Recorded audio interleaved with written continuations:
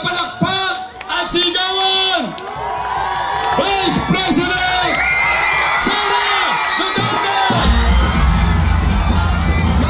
Maraming salamat po, Yorme, at muli po, salubungin po natin ang isang malakas na palakpakan, ang ating minamahal na ikalawang Pangulo ng Republika ng Pilipinas, Vice President Sara C. Duterte!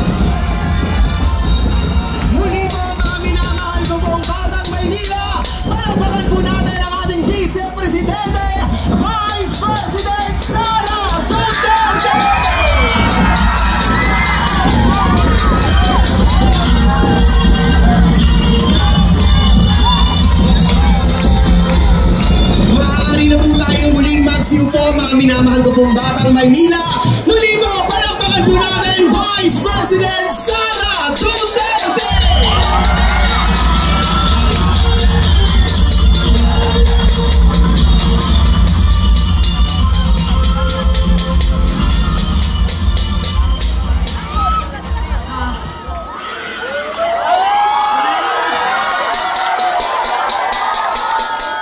Assalamualaikum warahmatullahi wabarakatuh. Madayawang bayong gabi kaninyong tanan. Magandang gabi sa inyong lahat. Sa'y kasabot dinhi.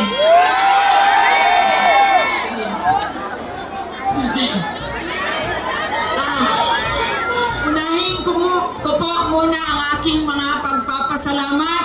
Una po, ang pagpapasalamat natin sa ating pinakamamahal na mayor ng siyudad ng Maynila, Isko Moreno Bagoso.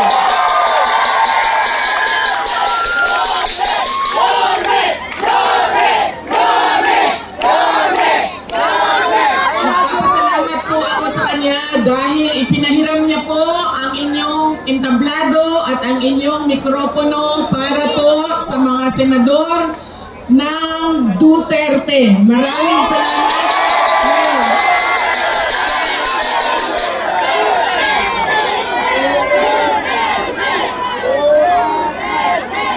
Ang sunod na pagpapasalamat ko ay sa inyong lahat, mga kababayan namin dito sa Maynila. Maraming salamat sa oras ninyo at sa pagkakataon na ibinigay ninyo sa akin at sa amin ngayong gabi na ito. Maraming salamat.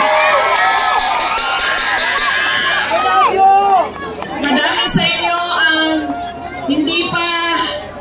wala pa na nihapon, hindi pa na naghapunan. Marami sa inyo ang hindi pa naghapunan, hindi pa nakaluto, at kanina pa dito, mainit, pero nandito kayo para sa amin at para sa bayan. Maraming salamat sa inyong lahat. Ang susunod ko po, pagpapasalamat. Mahal ko kayo, ma'am. Mahalin din natin patuloy ang ating mahal na inang bayan, ang Pilipinas. I love you too. Sisterly love na ito, sis. Mahal ko kayo. Kaya ako nandito. Ang susunod po na pagpapasalamat ay mula po sa pamilya namin. Papasalamat po kami sa pagmamahal at suporta na ipinapakita nyo kay dating Pangulong Rodrigo Duterte. Maraming salamat po.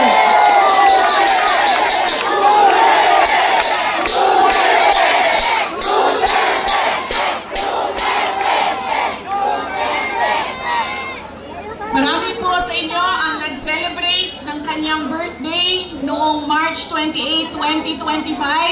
At kami po ay taus-pusong nagpapasalamat at masaya dahil nakiisa kayo sa kanyang 80th birthday celebration.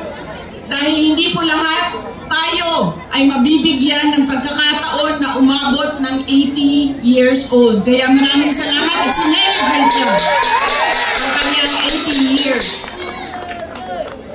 Ang susunod na pagpasalamat ay mula po sa akin. Maraming salamat sa inyong suporta, sa inyong kampanya at sa inyong boto para sa akin noong halalan ng 2022. Maraming salamat sa suporta ninyo. At syempre, ang aking pagpapasalamat pa rin sa patuloy ninyo na pagtitiwala sa akin at sa aking mga kasamahan at sa aming opisina, ang tanggapan ng pangalawang Pangulo ng Pilipinas. Maraming salamat.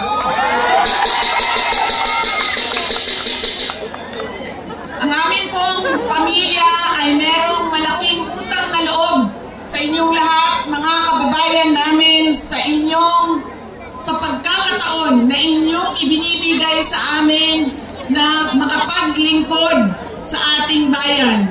Dako kayo ang amo ang utang nga kabubuton kaninyong tanan, mga kaigsuuna namo. Sa higayon nga gihatag ninyong kanamo nga makaserbisyo sa atuang nasod. Daghan kayong salamat.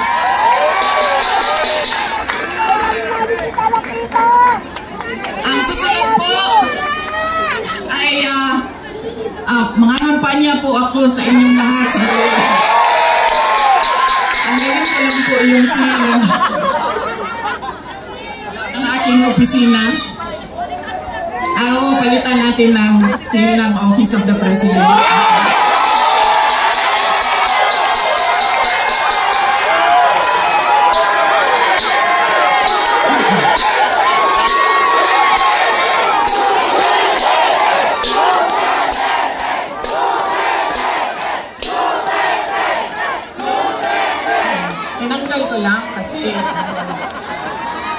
Iba kasi yung opisina, iba din yung pangangampanya. Pero kung sa Pangulo lang, pumili na lang kayo. Si Isko Moreno, si Sara Duterte, wala kaming problema.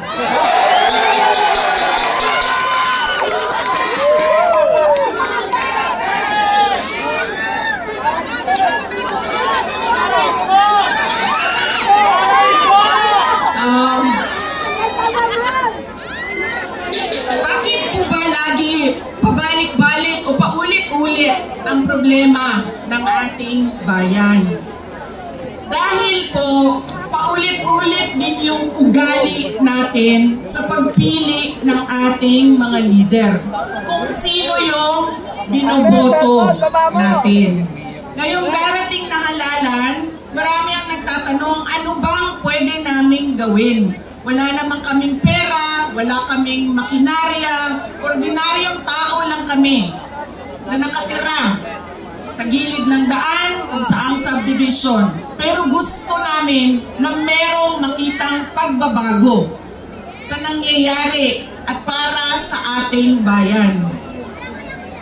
Una po, ang ugali natin sa pagpili ng ating mga kandidato ay kung sino yung naaalala natin. Sino yung magaling kumanta, sino yung magaling sumayaw, sino yung magaling magpatawa.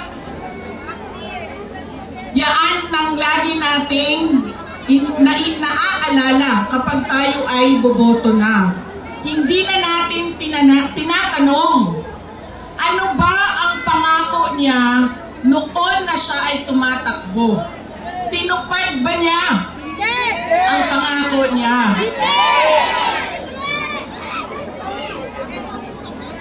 Diba?